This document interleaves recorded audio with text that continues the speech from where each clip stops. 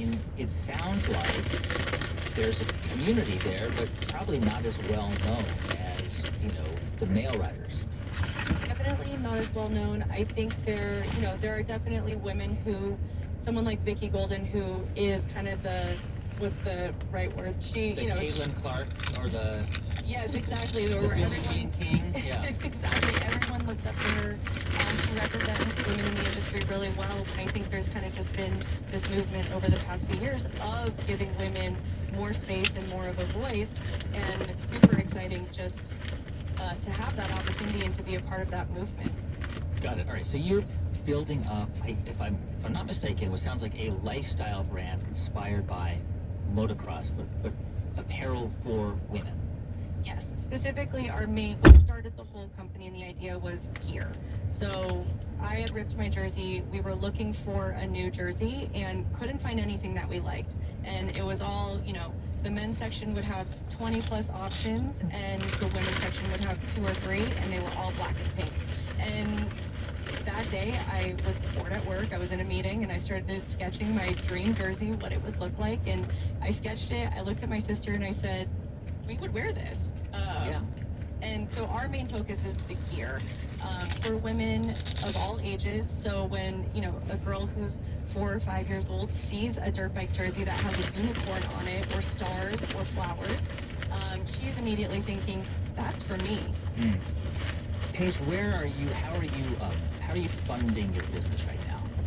So up until this point, we have completely self-funded the business. I also have a full-time job.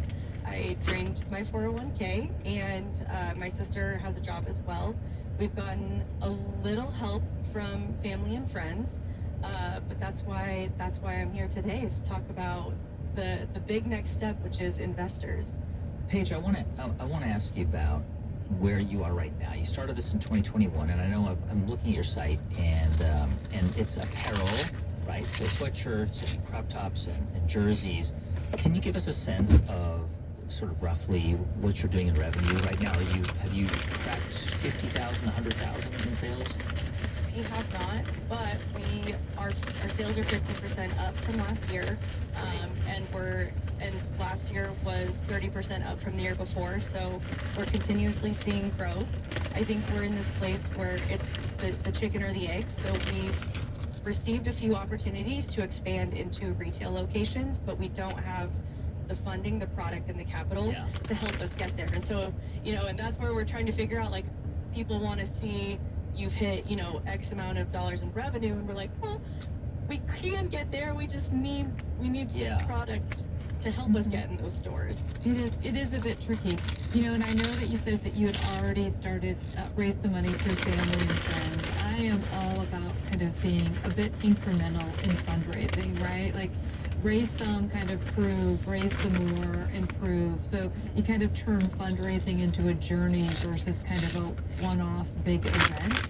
So then it kind of leads me to, like, are there angel investor opportunities? So maybe kind of expand beyond those family and friends to potentially an angel investor, someone, dirt biking enthusiast, or someone who likes to invest in women's, kind of startups or things like that. I think there's a couple of paths that you could take there that maybe, because, like, how much money are you looking to raise right now? Like, what'll get you into that first retail store?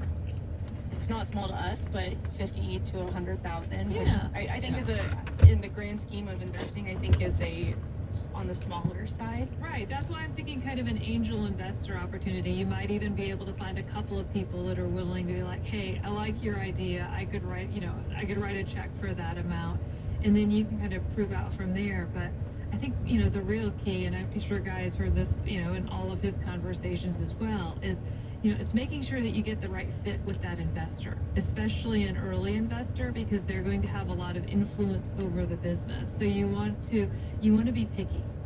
I know that sounds kind of counterintuitive. You're like, I just need the money, but you're like, you got to balance needing the money with being picky to make sure that you're getting the right partner. That aligns so much with my sister and I. We are so protective of our brand because it is so different than what exists, and I think that's why I can we've relate taken a to little that. bit of a slower grow approach over the years. You know, people have said, well, why don't you pay influencers and why don't you do this? And we said, well, we only want to do something if it feels right and if it Yeah. matches our brand to a T. And so the same with investors, you know, listening to the How I Built This podcast, and you hear some people's stories of investment partnerships going wrong, and we are terrified that we're going to partner with the wrong person and it's just going to tank our business. I have two thoughts for you, Paige. The first is there's a world where you bring in a writer to be a partner, an equity partner.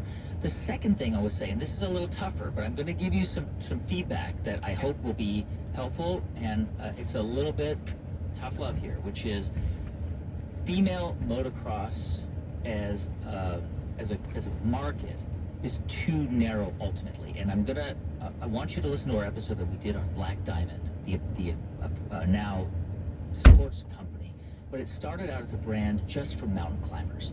That wasn't enough to build and scale a sustainable brand. They couldn't make it. They eventually had to expand out to skiers.